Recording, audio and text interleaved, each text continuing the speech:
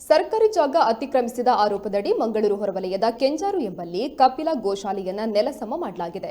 ಕೇಂದ್ರ ಸರ್ಕಾರದ coast guard ತರಬೇತಿ ಅಕಾಡೆಮಿಗಾಗಿ ಗೋವುಗಳ ಮೇಯಲು ಹೋಗಿದ್ದ ವೇಳೆ ಜೆಸಿಬಿ ಮೂಲಕ ಕಾರ್ಯಾಚರಣೆ ನಡೆಸಿದ್ದಾರೆ. ಜಾಗದ ಮಾಲೀಕರಿಗೆ 1993ರಲ್ಲಿ ಕೆಐಎಡಿಬಿ ಪರಿಹಾರ ಕೊಟ್ಟು ಸ್ವಾಧೀನಪಡಿಸಿದ್ದ ಸದ್ಯ ಹಳೆಯ ಮಾಲಕರು ಮೃತಪಟ್ಟಿದ್ದಾರೆ.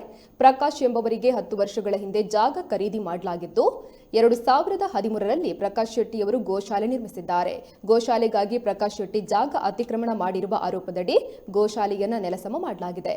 ಗೋಶಾಲೆ ಅಲ್ಲದೆ ನೂರಾರು ಗೋವುಗಳು ಬೀದಿಗೆ ಬಿದ್ದಿದ್ದು ಗೋಶಾಲೆ ಜೊತೆಗೆ ಪ್ರಕಾಶ್ ಶೆಟ್ಟಿಯ ಇಂಟರ್ಲಾಕ್ ಫ್ಯಾಕ್ಟರಿಯನ್ನ ಕೂಡ ನೆಲಸಮ ಮಾಡಲಾಗಿದೆ.